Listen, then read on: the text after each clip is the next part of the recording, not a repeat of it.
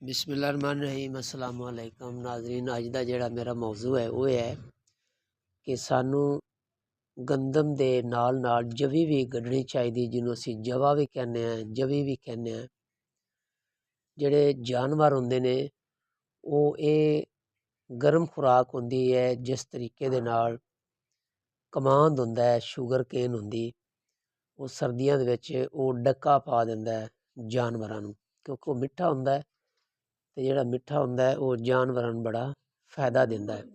ਇਸੇ ਤਰੀਕੇ ਦੇ ਨਾਲ ਜਿਹੜੀ ਜਵੀ ਹੈ ਇਹ ਤਾਂ ਗੱਡੀ ਜਾਂਦੀ ਹੈ ਤਾਂ ਕਿ ਅੱਗੋਂ ਦੂਸਰੀ ਜਿਹੜੀ ਫਸਲ ਹੁੰਦੀ ਹੈ ਉਹ ਅਸੀਂ ਲੈਣੀ ਹੁੰਦੀ ਹੈ ਜਨਵਰੀ ਦੇ ਵਿੱਚ ਮੱਕੀ ਦੀ, ਤੇ ਉਹਦੇ ਗੈਪ ਨੂੰ ਪੂਰਾ ਕਰਨ ਵਾਸਤੇ ਜ਼ਮੀਨ ਫਾਰਗ ਰੱਖਣ ਦੀ ਬਜਾਏ ਫਿਰ ਉਹ ਜਵੀ ਜਾਂ ਜਵਾ ਦੋ ਮੁxtਲਿਫ ਬੀਜ ਹਨ ਉਹ ਅਸੀਂ ਕਾਸ਼ਤ ਕਰਨੇ ਆ।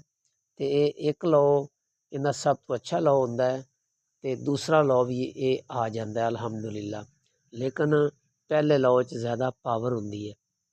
ये ज़्यादातर जवी या जवा जड़ा है ये सरकारी फार्मां ते गड्ढिया जाता है, जिथे बहुत ज़्यादा तादाद दे विच जानवर होंदे ने, ते उन्हां ने वो एवरेज जिहड़ी वो पूरी करनी होंदी है सर्दियां दी। दसंबर और जनवरी दे जिहड़े दो वहद महीने हैं, इन्हां महीनों दे विच जी बरसेम होंदी जिन्होंने असीं शताला कहने वो रुक जाता है। उत्थे फिर ये जिहड़ा जवी या जवा है ये उत्थे कवरेज पूरी करते हैं। तो इनका मौसम बड़ा प्यारा है। गौरमेंट फार्म बहादुर नगर ज़िला उखाड़ा का जिहड़ा है उन्होंने 3 to 4 मुरब्बे ये पहले गढ़ लिए 1 महीना पहले, तो वो अल्हम्दुलिल्लाह 1-1 फुट की हो चुकी है। तो हुण उन्हें 1 मुरब्बा होर गढ़नी है। मेरा एक ड्राइवर नाल राबता होया सी अगले दिन, तो उन्हें कहा भी मेरा नाम जिहड़ा है ना वो तुसीं वीडियो च नहीं लैना, मुड़ फार्म वाले बुरा महसूस ना मनावन। तो उस तरह जिहड़ी भी इनफॉर्मेशन तुसां लैनी होवे वो मेरे को लै ली करो। उन्हें गंदम भी बीजी है तो ये जवा भी बीजते पे ने।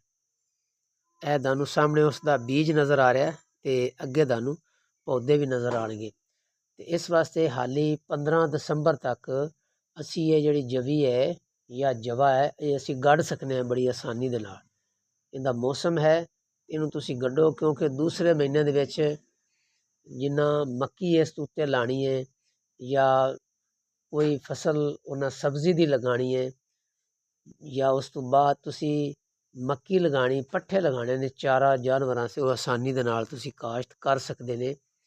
दूसरे महीने ये उन्होंने कवरेज करने वास्ते ये फसल जिहड़ी है बड़ी पुरानी और कदीम फसल है। इनू साडे भी बजुर्ग गढ़दे सन जानवरां नूं क्लीयर करने वास्ते, कवर करने वास्ते। तो इनका मौसम बड़ा प्यारा है तो इनू लाजमी तुसी काश्त करो।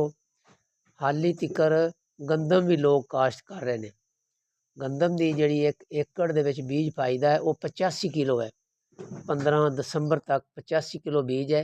इस तरह जिहड़ा इनका बीज है वो भी तुहानूं ज़्यादा तो ज़्यादा पाना पैना, 70 किलो तो ज़्यादा पाना पैना, उस तो ज़्यादा तुहानूं नहीं पाना चाहिए, क्योंकि फिर बूटा मार जाता है। तो एक ही फिर लौ होंदा है, एक तो बाद फिर जिहड़ा दूसरा लौ होंदा वो हालात के मुताबक लैना पैंदा है, हो जाता है दूसरा लौ भी। तो इनका मौसम बड़ा प्यारा है तो इनू तुसी लाजमी काश्त करो, क्योंकि गौरमेंट काश्त कर रही है। तो बाकी साडे तुहाडे वर्गे की कर सकते हैं। तो मैनू उम्मीद है तुहानूं ये वीडियो पसंद आई होएगी। इनू लाइक तो शेयर ज़रूर करना। अगर इसका तुसां बीज लैना होवे तो तुहानूं बीज भी सरकारी सतह पर मिल जाएगा। मेरा बड़ा तल्लक है फार्म बहादुर नगर, तो उन्होंने मैं जिम्मे लाया मैनू बीज जिहड़ा है वो तुसी दिओ और वो मेरे को आ जाएगा। जिस भाई ने भी लैना होवे उन्होंने मिल जाएगा। मैं इजाज़त चाहना। अल्लाह हाफ़िज़।